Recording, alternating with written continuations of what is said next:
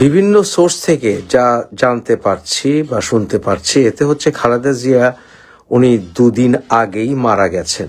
তিনি অন্তিম সময়ে পৌঁছে গেছেন। যাই হোক, খালেদা জিয়ার মারা যাওয়া কি আসলেই খুব জরুরি কারো জন্য? চলুন জেনে নেই খালেদা জিয়া মারা গেলে লাভ কার আর ক্ষতিটাই বা কার।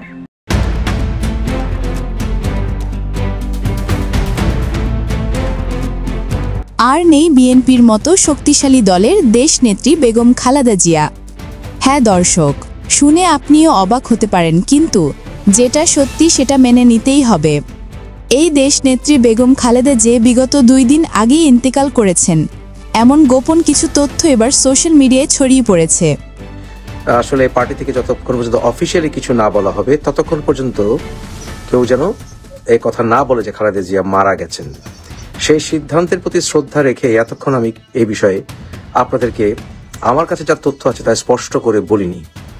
তবে স্পষ্টত যেটা হচ্ছে, এখন পর্যন্ত আমার কাছে যে সকল তথ্য আছে, সেটা পারিবারিকগতভাবে হোক বা যেখান থেকেই হোক না কেন, খালেদা জিয়া 2 দিন আগেই মারা গেছেন। খালেদা জিয়ার এখন যে ভেন্টিলেশন লাগিয়ে রাখা হয়েছে, সেটা কেন লাগিয়ে রাখা হয়েছে আপনাদের বুঝতে হবে। যে এভার কেয়ার হাসপাতালটা কোথায়, সেটা একটি অত্যন্ত সিকিউর এলাকা। সেইখানে অর্থাৎ সেই এলাকাটাতে মানুষ যেতে হলেই সেখানে বিভিন্ন রকমের চেকিং হয় বা বিভিন্ন রকম প্রশ্ন করা হয়। এত কিছু শোনার পর আপনার প্রশ্ন থাকতে পারে যে তাহলে এই বেগম জিয়ার জন্য তাহলে কেনই বা বাইরের দেশে চিকিৎসার জন্য এত আয়োজন করা হয়েছে? এরই নাম রাজনীতি।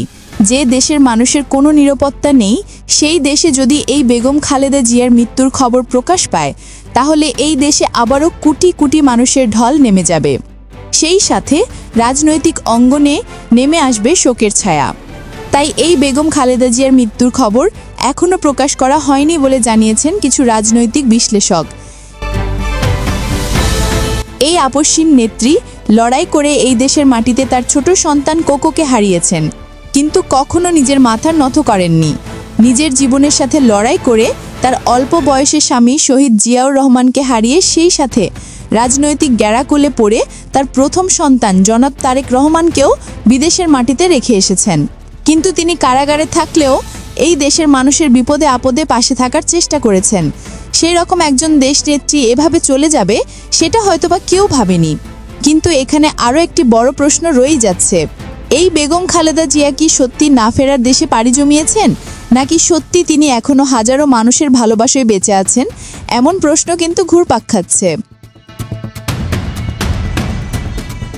এই দেশনেত্রী বেগম খালেদা জিয়ার জন্য একজন রিকশা চালক কি বলেন, চলেন তা শুনে আসা যাক। শান্তি হবো না, এক গ্লাস পানিও খাবো না, বাদ তো দূরের কথা, গ্লাস পানিও খাবো না। আমার মাকে যতক্ষণ না দিও, আর আমার মাকে যদি কিছু জায়গা আর না দেখতে পারি, তোমাদেরকে ছাড়ুন না।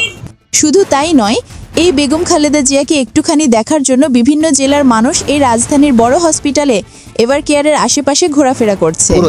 দেখার মেলা শখ, যে দূরটা তো দেখিনি, একটু দেখতে পারি, তত আর পারতেছি না দেখতে। এখানে হাসপাতালের ভিতরে তো আর আমাকে যাইতে দেবে না। পরিশেষে বলতে চাই, এই রাজনৈতিক গ্যাড়াকলে সত্যি কি খালেদা জিয়া মারা গিয়েছেন, নাকি তিনি আসলেই বেঁচে আছেন? এমন প্রশ্ন কিন্তু থেকেই যাচ্ছে দেশের হাজারো মানুষের মনে। যদি বেঁচে থাকেন, তাহলে আল্লাহ তাআলা যেন তাকে সুস্থ করে দেয়, এমন দোয়া করেছেন দেশের হাজারো রাজনৈতিক দলের বড় বড় নেতারা। একদিকে বিএনপি রীতি টানতে যাচ্ছে এই বেগম খালেদা জিয়া, আর অন্যদিকে বেগম খালেদা জিয়ার সন্তান তারেক রহমান ফিরতে পারবে না দেশে। এই সুযোগেই দেশের ছোট ছোট দলের কর্মীরা থেকে শুরু করে এই দলগুলো হয়ে যাবে দেশের বড় দল।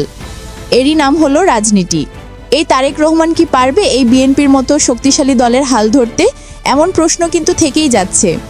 আসুন আমরা সবাই দোয়া করি যেন খালেদা জিয়া সুস্থ থাকলে আবারও এই দেশের মানুষের মাঝে পুরোপুরি সুস্থ হয়ে ফিরে আসেন। আমিন।